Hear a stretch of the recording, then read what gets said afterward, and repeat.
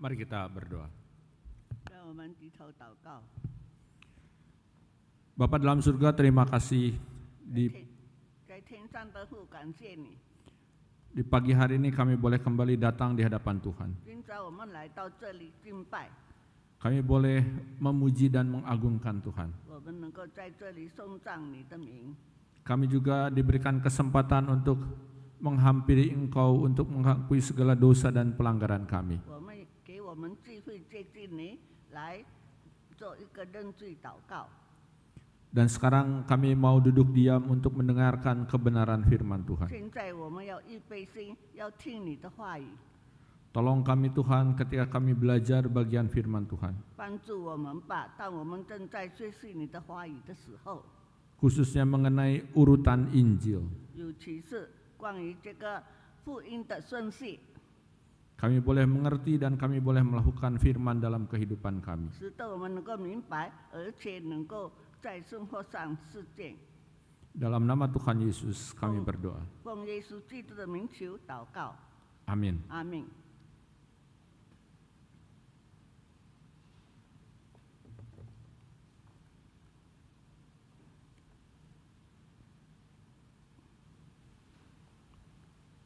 Selamat pagi Bapak Ibu Saudara sekalian. 亲爱的弟兄姐妹，早安！ Setelah beberapa minggu kita belajar mendengar 几 tentang 个 Injil, 几个星期以前，我们在那边正在学习关于福音。 dan di beberapa minggu yang lalu kita khususnya belajar mengenai apa itu Injil. 那么2星期以前，我们所学习的就是说福音是什么。 Injil adalah berita sukacita bagi setiap kita. 所以福音就是一个给我们很好的喜讯。 Injil adalah yang memberitahu kepada kita bahwa sebetulnya kita ini berseberangan dengan Tuhan Allah. 通过福音提醒我们，我们是在哪边违反上帝的。 Kita ini sebetulnya dalam kondisi melawan Tuhan Allah. 我们可以说现在的情况是这样的情形， Sehingga sudah selayaknya kita dihukum oleh Allah. 可以说那样的情况，我们应该要受上帝的惩罚。 Apa hukuman yang diterima kalau melawan Allah? 那么上帝来的惩罚是什么呢？ Di dalam Roma pasal 6 ayat 23, Rasul Paulus mengatakan demikian. 罗马书第23节这么说： Upah dosa ialah maut. 那么罪的代价就是死亡。 Bapak Ibu, seharusnya kita semua mengalami maut itu. 弟兄姐妹，我们全部都经历过所谓死亡， Tetapi Allah yang Maha Kasih sudah mengutus anaknya Tuhan Yesus untuk datang ke dunia ini. 但是慈爱的上帝已经派遣他唯一的孩子来到这个世上。 Untuk apa Tuhan Yesus datang ke dalam dunia? 耶稣基督来到世界上，要来做什么呢？ Untuk menyelamatkan setiap kita. 就是要让我们每一个人都得到这个救星。 Kita manusia yang berdosa. 我们全部是犯罪的人， Dan dosa setiap kita inilah yang membuat Tuhan Yesus menderita di atas kayu salib. 就是我们的这个罪，让我们的耶稣基督在十字架上受苦。 Dosa kita lah yang membuat Tuhan Yesus mati di atas kayu salib. 就是我们的罪恶，让我们的基督耶稣死在十字架上。 Tetapi Bapak Ibu Saudara sekalian, 但是，亲爱的弟兄姐妹， sesungguhnya berita tentang penderitaan Tuhan Yesus 其实关于耶稣基督受难的事情， sudah diberitakan oleh Tuhan Allah sendiri sejak manusia pertama Adam dan Hawa jatuh dalam dosa. 可以说通过天父已经告知我们，通过亚当及夏娃犯罪的时候， Kepada ular Tuhan berkata, keturunan perempuan ini akan meremukkan kepalamu, tetapi engkau akan meremukkan tumitnya. 这个蛇是讲出这样的一句话。 Itulah Injil yang pertama kali. 那么这个就是突出的福音。 Bapak Ibu Saudara sekalian, 亲爱的弟兄姐妹， melalui Injil kita diberitahu bahwa kita tidak bisa menyelamatkan diri sendiri dari dosa dengan cara kita sendiri. 那么通过福音提醒我们，我们自己不能够从这个罪恶当中被解救出来。 Melalui Injil kita diberitahu bahwa Tuhan Yesus yang juga adalah manusia sejati itu 通过福音告诉我们，通过耶稣基督，就是他成为一个人， yang menggantikan kita untuk menerima hukuman dari Tuhan Allah. 就是耶稣基督代表我们在那边接受从上帝而来的一切的惩罚。 Jadi Bapak Ibu Saudara sekalian, 那么，亲爱的弟兄姐妹， jalan keluar yang terbesar, yang paling ampuh ketika manusia jatuh dalam dosa adalah Tuhan Yesus. 那么最主要的出路，当我们犯罪的时候，就是耶稣基督。 Ketika setiap kita percaya kepada Tuhan Yesus dan menerima Tuhan Yesus sebagai juru selamat pribadi, 当我们已经认识耶稣基督，而且接受他，变成我们的一个救主， maka orang itu kembali mempunyai hubungan dengan Tuhan Allah. 那么通过这个事件，让我们与上帝有一个这样的联系。 Orang itu akan bersama dengan Allah selama-lamanya. 那么我们这些人就好像上帝的形象，变成永远的事件。 Terus menikmati persekutuan yang indah bersama dengan Tuhan Allah ketika hidupnya bersama dengan Tuhan Yesus. 当我们接近上帝的时候，我们常常就生活在上帝的荣耀当中。 Bapak Ibu, sebelum kita kenal Tuhan Yesus, dahulu hidup kita itu menjadi hamba dosa. 弟兄姐妹，当我们还没有认识上帝的时候，我们是成为罪恶的奴仆， Diikat oleh dosa. 可以说有罪恶来捆绑我们。 Di dalam layar kita melihat gambarannya, ini gambaran begitu ya, perbudakan waktu itu orang harus angkut-angkut barang, kepalanya atau lehernya diikat satu dengan yang lain.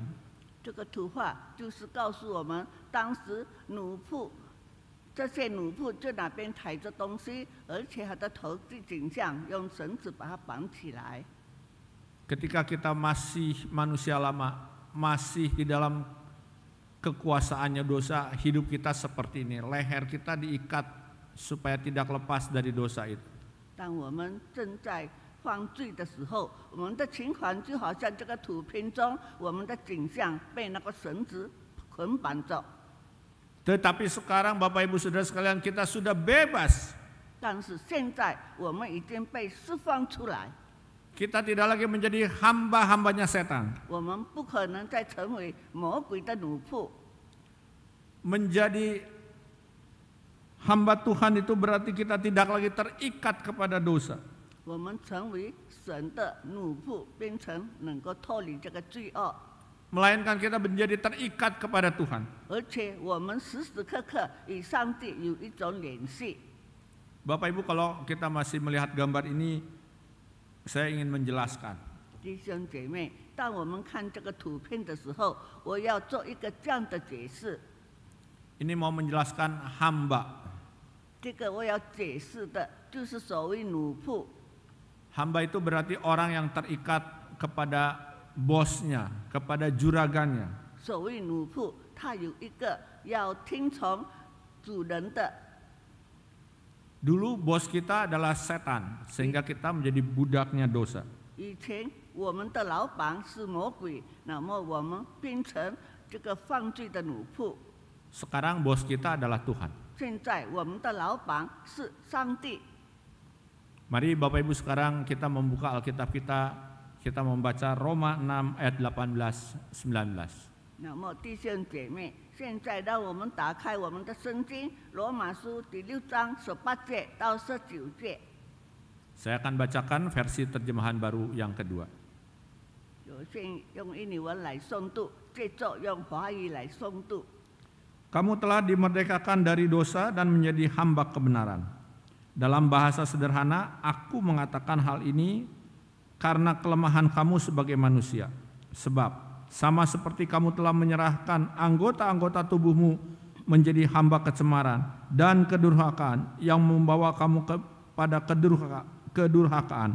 Demikian pula kamu sekarang harus menyerahkan anggota-anggota tubuhmu menjadi hamba kebenaran yang membawa kamu kepada pengudusan. 罗马书第6章18节到19节这么说：你们既认罪里得了释放，就做了义的奴仆。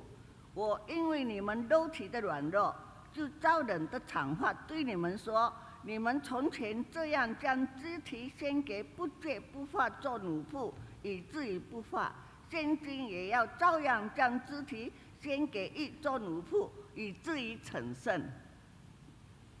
Bapak Ibu Saudara sekalian, 弟兄姐妹， di dalam kedua ayat ini Rasul Paulus ingin menjelaskan, memberitahukan bahwa ada perbedaan setelah kita percaya kepada Tuhan Yesus dengan dulu sebelum percaya kepada Tuhan Yesus. 通过这个2个境界，使徒保罗提醒我们，当我们未相信即相信以后的情况呢有所不同。 Sebelum percaya kepada Tuhan Yesus, disebutkan bahwa kita adalah hamba segala macam dosa. Kita cemar, kita kotor, kita najis, menjijikan di hadapan Tuhan. 在这里所讲的，当我们还没有认识耶稣基督之后，我们的处处形成不正常的现象。 Bahkan bukan hanya menjijikan saya, tapi justru mendurhakai Tuhan. 不是单单做出不洁的行动，而且在那边得罪了我们的上帝。 Sekarang Bapak Ibu Saudara sekalian, 那么现在我们的情况呢？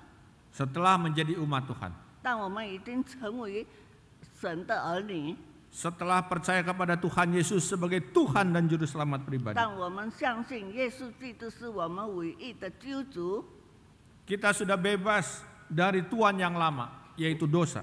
我们已经离开了罪恶的这个引诱， Dan kita menghambakan diri kepada Tuhan yang baru, yaitu kebenaran di dalam Tuhan Yesus Kristus. 而且我们在耶稣基督那边找寻这个真理。 Sehingga sekarang ini harusnya kita ini menghambakan diri kepada yang benar, yang suci, supaya kita mendapatkan pengudusan. 那么现在我们就是成为一个圣洁的人。 Perhatikan tadi saya mengucapkan, bukan hanya benar, tetapi juga harus suci. 那么这里所讲的，不是说让我们成为正式，但是一定要成为圣洁。 Bapak Ibu, untuk memberi contoh ini saya memberikan atau mendapatkan postingan Instagram. 弟兄姐妹，我在这里得了一个信息， yang diunggah oleh Grace Loan Ministry. 通过这个人来转达， Mari kita bertanya kepada diri sendiri. 让我们自己问自己吧： Jika merokok, 如果抽烟， yang masih pacaran begitu ya, belum muhrim, 正在恋爱的时候， berciuman ketika pacaran, 在那边相吻， meminum minuman yang mengandung alkohol. 那么喝那个酒精， Sekarang lagi heboh juga saling mencintai sesama gender.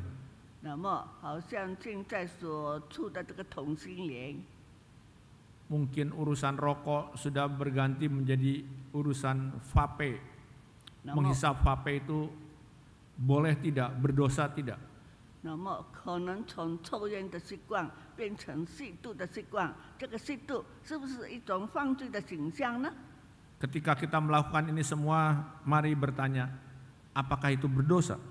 当我们行这一些事情的时候，我们自己问自己，这个是不是一种罪恶？ Bapak Ibu Saudara sekalian, 弟兄姐妹， biarlah pertanyaan ini terus mengiang-ngiang di dalam diri setiap kita. 那么这个问题常常在我们的心中烦扰着， Sehingga kita juga bisa memberikan ajaran nasihat kepada generasi yang di bawah kita. 那么透过这个世界，我们也是能够教育我们的这个孩子。 Mari sekarang kita kembali kepada bacaan kita. 那么现在我们再重新 Di dalam Roma 6 ayat yang ke-18 disebutkan, kamu telah dimerdekakan dari dosa dan menjadi hamba kebenaran. 在罗马书那边这么说，你已经被解救出来。 Bapak Ibu, pada masa surat kepada jemaat Roma ini ditulis, 弟兄姐妹，当这个罗马书正在讲述的时候， situasi atau konteks hamba itu adalah sesuatu yang umum terjadi pada masa itu. 那个时候的情况，这样的人可以说是很普遍的。 Oleh karena itu Paulus menuliskan dengan memakai istilah hamba. 那么保罗在那边就讲出这个奴仆的景象， Sehingga jemaat di Roma ketika baca surat dari Paulus bicara soal hamba, mereka tidak asing, mereka tidak bingung. 那么罗马的信徒，当这在读这个保罗的书的时候，他们没有很生疏。 Seorang dengan status hamba adalah seorang yang hidupnya bergantung pada orang lain dan dikontrol penuh oleh yang menjadi bosnya itu. 所谓奴仆，常常受到他的这个老板的督促与指示。 Ada suatu keterikatan antara seorang hamba dengan orang yang menjadi tuan. 那么有一种这样的被捆绑，就是通过这个奴仆与他的老板之间的。 Dengan menggunakan istilah hamba ini, Rasul Paulus hendak mengingatkan, dan ini penting, bahwa tidak ada lagi keterikatan dengan dosa. 那么做这个奴仆的时候，保罗这样提醒你，没有在于这个罪有一种联系。 Kenapa tidak ada keterikatan? Karena sudah diselamatkan oleh Tuhan Yesus. 为什么没有失去了这个联系呢？因为我们已经让这个耶稣基督解救了我们。 Bagi setiap orang yang percaya kepada Tuhan Yesus Kristus telah dibebaskan dari penghambaan dosa itu. 每一个人相信基督耶稣的时候，他已经从这样的情况被释放。 Bukan lagi menjadi hamba dosa, tetapi yang menuju kebinasaan. 可以说，不单单犯罪，而且要走这个死亡的道路。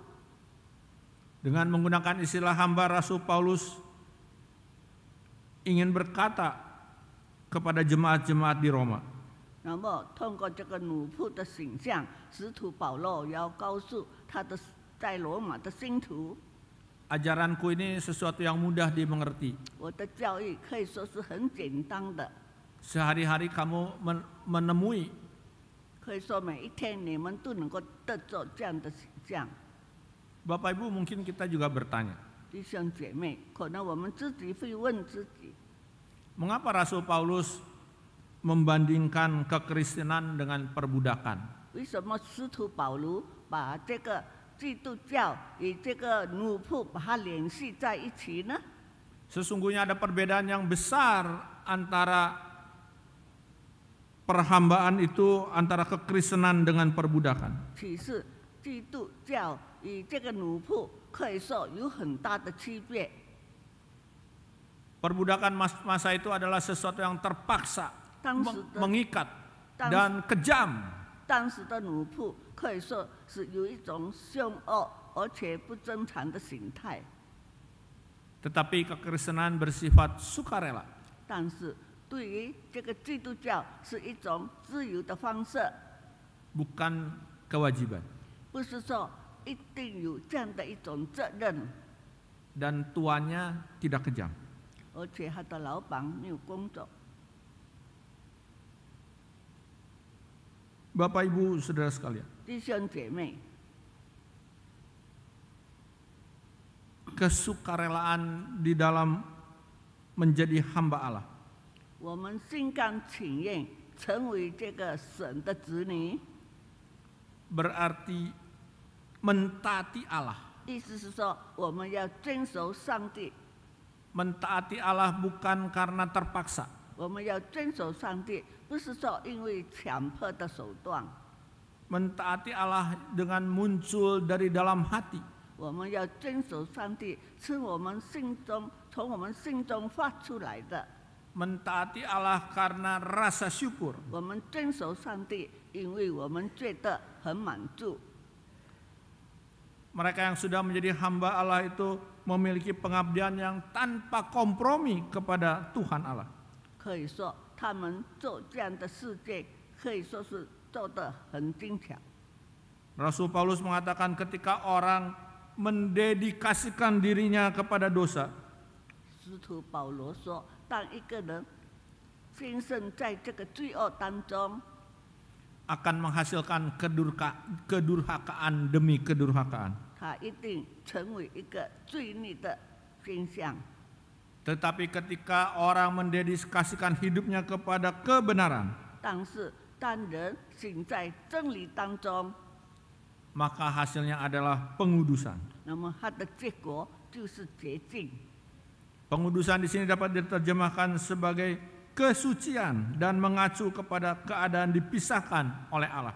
这个洁净就是说，我们时时刻刻对着上帝而言， Dipisahkan dalam arti untuk hidup kudus. 我们分开，因为有一种圣洁的，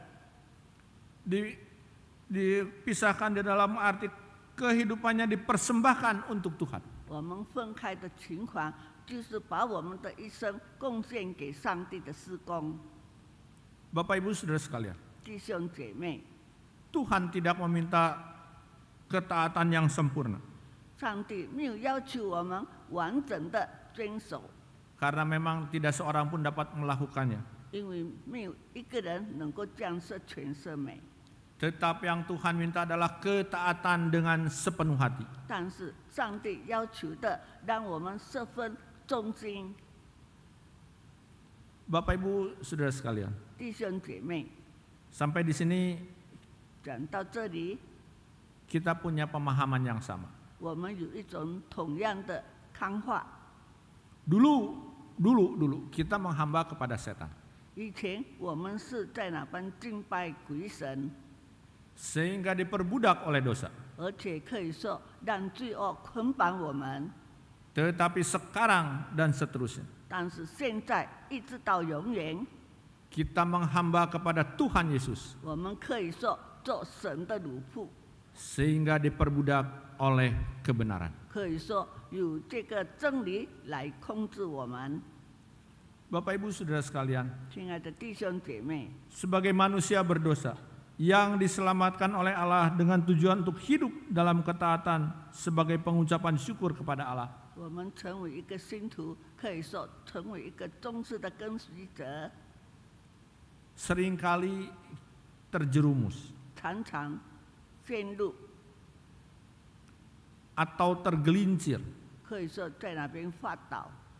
Padahal pada urusan-urusan yang seolah-olah taat kepada Tuhan, 但是他的情况好像是遵守上帝， tetapi hal itu adalah sesuatu yang keliru besar. 但是这个是一种很大的误解。 Siang ini saya akan menjelaskan dua hal yang sepertinya benar tetapi itu keliru. 我现在要举两个例子，看起来好像是正式的，其实不是那样的情况。 Seringkali memang kelirunya seperti apa? Orang menganggapnya itu sesuatu yang taat, baik, tetapi sebetulnya adalah salah. 我们的误解是什么呢？常常我们认为这个事是很正确的，其实错了。 Yang pertama adalah mungkin Bapak Ibu kenal dengan namanya legalisme. 第一点就是律法主义。 Apa itu legalisme? 所谓律法主义的意思是什么呢？ Ketika saya persiapan, saya buka di Google mencari legalisme itu apa. 当我做准备的时候，我就打开这样的信件， Lalu muncul dari Wikipedia versi bahasa Indonesia. 那么就出了一个这样的字题， Disebutkan di situ dalam sejarah Tiongkok. 那么这里讲出这个律法主义，讲出以前中国的历史。 Legalisme atau facia, semoga nggak salah bacanya. 那么它的意思就是所谓中国的法家， Kalau dengar Aida agak bener lah saya. Facia itu filsafat politik yang mengedepankan aturan hukum. 法家就是指出当时这个政府的种种条规。 Lalu dari versi orang Barat, 那么从这个西方的说明， ini dari kamus Merriam-Webster. 这个是通过一个字典， Legalisme disebutkan sebagai kepatuhan yang ketat, kepatuhan yang literal atau berlebihan pada hukum atau ketentuan agama. 立法主义是说在哪边遵守一切宗教的指示。 Kalau kita melihat kedua pengertian ini, maka pengertian ini mengedepankan, legalisme itu mengedepankan soal peraturan. 那么到我们读了这个词句的时候，我们知道这个好像是指一个条规。 Pertanyaan saya, apakah bagus kalau kita punya aturan? 我的问题要问会众，是不是有一个条规，我们认为是美好的呢？ Ada di sekolah ada peraturan, 在学校有它的条规， masuk mall juga ada 那 peraturan. 么进到百货大厦也有它的条规。 Berarti peraturan itu penting. 那么可以说，这个规律是一件很重要的事情。 Kalau tidak ada peraturan maka semuanya bisa kacau, 那么如果没有条规，什么事情都变得乱糟糟。 bisa seenaknya sendiri. 可以说，随着自己的意愿而行。 Saya memberi contoh. 我举一个例子， Kalau di persimpangan di depan masjid di sana lampu traffic light-nya mati, 那么在十字路口，当它的这个红绿灯熄掉的时候， dan tidak ada petugas kepolisian yang berjaga-jaga, 那么没有警察管理局在那边看守， apa yang terjadi? 那么将要发生什么事情呢？ Bagus kalau tidak terjadi tabrakan. 很好，如果没有发生相碰的事情。 Tetapi semua ingin mengatur sendiri-sendiri. 可以说，每一个人都要自由行动， Semua menganggap haknya untuk maju duluan. 全部人都认为他有这种权利，先走到前面。 Ini maaf saya sebut nama jalan karena ini saya sering mengalami di daerah itu. 那么，对不起，我讲出这个街名，因为我常常经过哪一条街， Di persimpangan Sungai Sadang Baru dengan Jalan Veteran. 那么就是苏干萨丹马路去Veteran的十字路口。 Di situ lampu traffic light-nya sering mati. 他那边的红绿灯常常熄灭掉， Dan karena semua orang ingin maju duluan, 那么全部的要争先恐后， maka dengan bahasa orang Makassar bilang terkancing di situ. 那么在那边就讲出好像是在那边被扣住。 Itulah kalau aturan yang sesederhana itu dilanggar.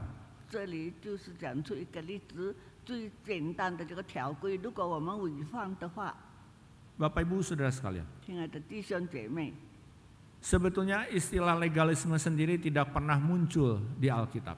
可以说这个所谓立法主义在圣经当中从来没有出现过这个字体。 Meskipun demikian istilah ini digunakan atau banyak digunakan oleh para tokoh yang mengaku dari aliran Injili. 但是虽然没有在圣经当中，但是很多在关于福音的传道都要用这种字体。 Para tokoh Injili ini menjelaskan mengenai legalisme adalah suatu doktrin yang menekankan sistem peraturan dan hukum supaya manusia bisa memperoleh keselamatan dan pertumbuhan rohani. 那么这些人通过这个立法主义指出怎么样能够走出一个正当的道路。 Kaum legalis percaya bahwa ketaatan secara ketat terhadap peraturan dan ketetapan merupakan suatu tuntutan. 这个立法主义那边指出，这种条规我们必须遵守，而且是很重要的一个事件。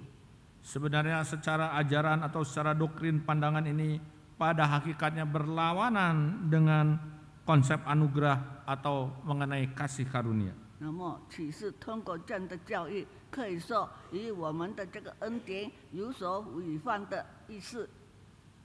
Saya akan beri contoh. 我举一个例子， Supaya tidak ada yang tersinggung, saya contohnya dari Alkitab saja.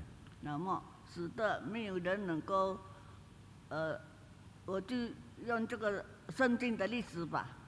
Meskipun tadi saya sampaikan di Alkitab tidak pernah muncul istilah legalis. 可以说，在圣经当中从来没有出现过这个律法主义， Tetapi di Alkitab ada contoh mengenai orang-orang yang legalis. 但是在圣经当中有讲出这种人的心态。 Apakah Bapak Ibu tahu siapa yang dimaksud? 你们可以知道吗？在圣经中的人物是哪一个叫做律法主义的人呢？ Bapak Ibu, di Alkitab ada namanya tokoh orang Farisi dan ahli Taurat. 那么在这个圣经当中有指出这个法利赛人。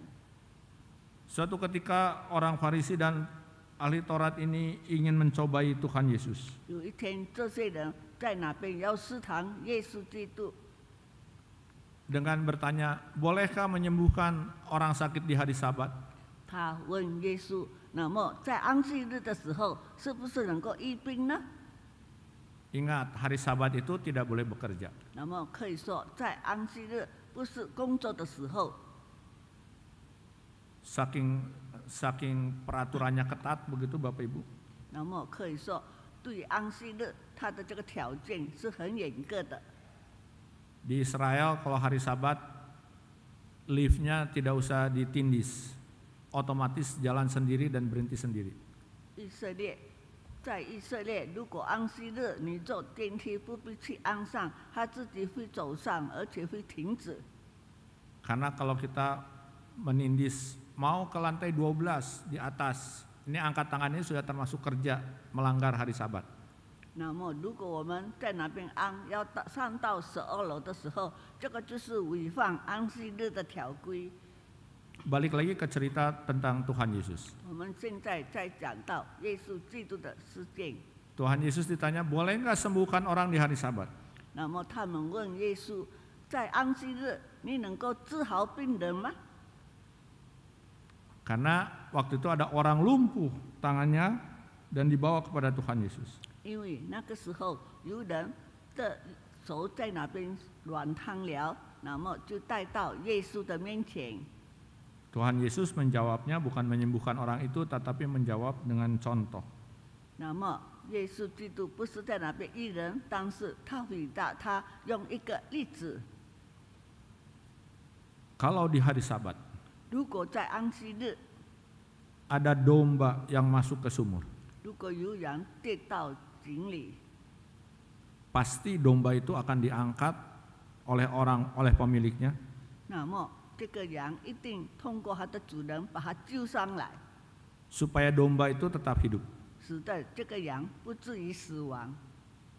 Tuhan Yesus berkata, 耶稣基督说： bukankah manusia lebih berharga dari domba? 那么我们人类是不是比起羊更加有价值呢？ Setelah berkata itu, lalu Tuhan Yesus menjamah orang lumpuh itu dan orang lumpuh itu sembuh. 那么讲了这个话以后，耶稣基督就摸这个软瘫的病人，那么这个软瘫的病人马上就恢复健康的身体。 Bapak Ibu, apa yang saya ceritakan mengenai kejadian Tuhan Yesus ini mau menjelaskan bahwa legalisme itu dapat dikatakan bahwa peraturan dapat mengalahkan anugerah.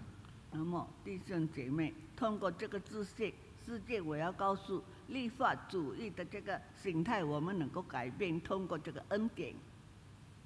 Pandangan yang kedua yang salah adalah disebut antinomianisme. 第二点的这个看法就是反律法主义者。 Anti, Bapak Ibu sudah tahu gitu ya, pokoknya saya anti begitu ya. 所谓这个所谓安迪就是反律法的意思。 Kalau nomianisme itu dari nomos atau artinya hukum. 那么这个 norma 的意思就是法律。 Jadi secara singkat dikatakan antinomianisme itu melawan hukum. 那么这个此句的意思，反律法主义者。Apa yang salah dengan antinomianisme ini? 那么这个此句有什么错误呢？ Mereka beranggapan bahwa Tuhan Allah sudah memberikan anugerah yang begitu besar. 他们那边认为上帝已经给我们莫大的恩典， Sehingga tidak ada lagi kewajiban untuk mentaati hukum Allah. 那么我们没有办法再遵守这个上帝的这个， Khususnya hukum moral. 那么就是这个律法。 Menurut orang-orang yang antinomianisme ini, kekristenan tidak menuntut kewajiban apa-apa. 那么在这个反律法主义者，他们没有被给一种责任。 Orang-orang yang antinomianisme ini mengatakan tidak perlu berjuang melawan dosa. 反律法主义者认为我们不必以这个罪恶在哪边做一个征战， Yang dilakukan adalah pasif saja, menunggu saja Kristus akan melakukannya. 那么他们只有一个被动的形象，就是要让耶稣基督来做这个事情。 Ini mungkin guyon, tetapi mungkin Bapak Ibu pernah dengar. 这个事件可能是开玩笑的，但是弟兄姐妹可能曾经听过这样的事件。 Ada banyak suka berdoa, mari kita usir roh malas, roh ngantuk. 很多人这样祷告，让我们赶出这个懒惰及其他种种不好的这个鬼怪， Mari kita usir roh cabul. 让我们赶走这个奸淫的世界。 Hal itu saya anggap sebagai menganggap enteng anugerah Tuhan. 这个事件让我们可以看出，他对于神的恩典有一种轻视的状态。 Kenapa begitu? 为什么呢？ Karena orang-orang ini berpikiran bahwa Tuhan mengasihi saya akan diampuni dan Tuhan tidak akan mencampakkan saya ke dalam neraka. 因为他们认为我信仰上帝，上帝给救我，而且不可能把我入进在这个地狱当中。 Almarhum pendeta Daniel Lukas Lukito pernah menyebut pengikut antinomian ini sebagai berani berbuat dosa dan bersikap permisif terhadap dosa. 那么与其实这个牧师曾经这么说，我们一定要面对着这样的情况。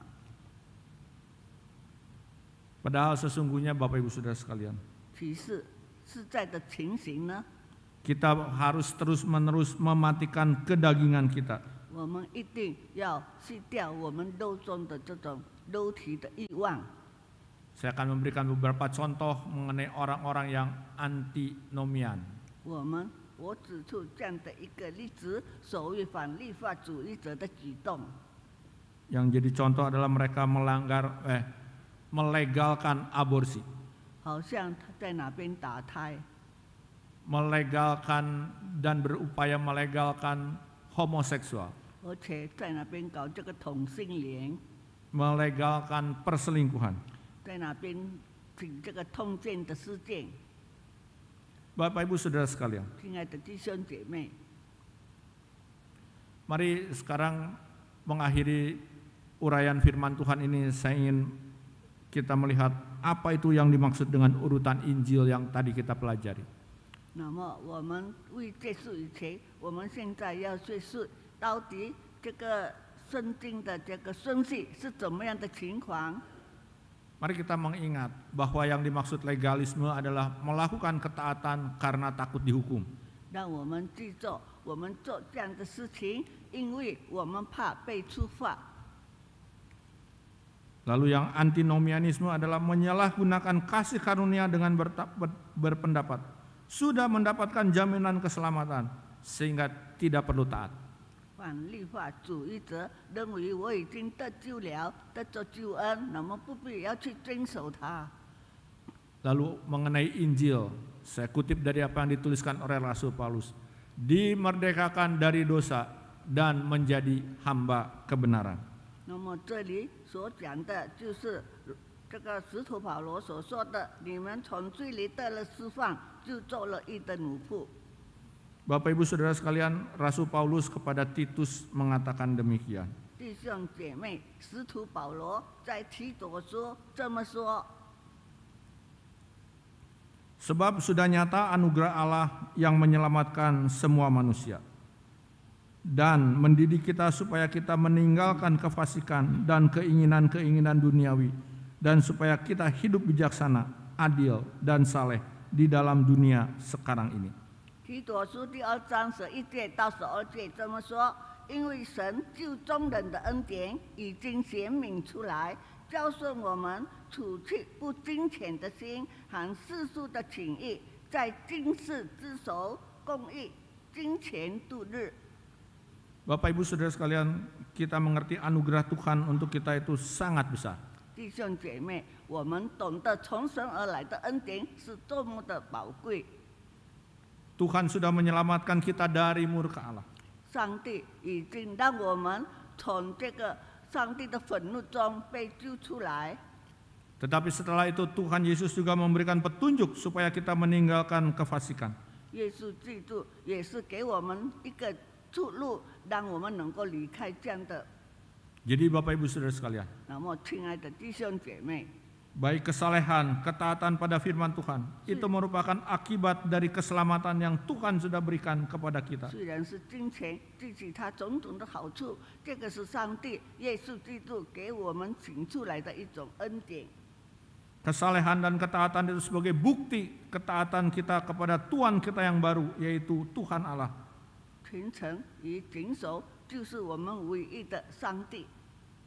Ketaatan dan kesalehan itu juga merupakan tanda terima kasih, tanda syukur kita kepada Tuhan yang begitu baik. 我们的虔诚与谨守就是我做一种感谢，表示我们对上帝的一种恩典。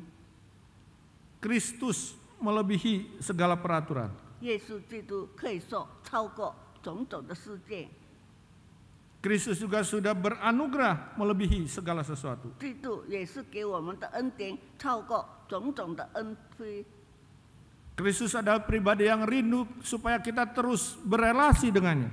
基督让我们有一个机会，使得我们常常有一种亲密的联系关系。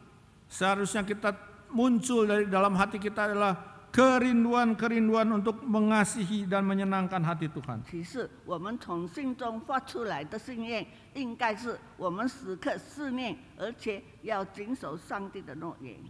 Tetapi Bapak Ibu Saudara sekalian, 但是弟兄姐妹， ingatlah kita tidak mampu melakukannya sendirian. 我们要记住，我们自己一个人不可能能够实现这样的事件。 Kita perlu pertolongan dari Allah Roh Kudus. 我们一定要通过圣灵来帮助我们， Sambil mengingat 而且我们一方面要记住，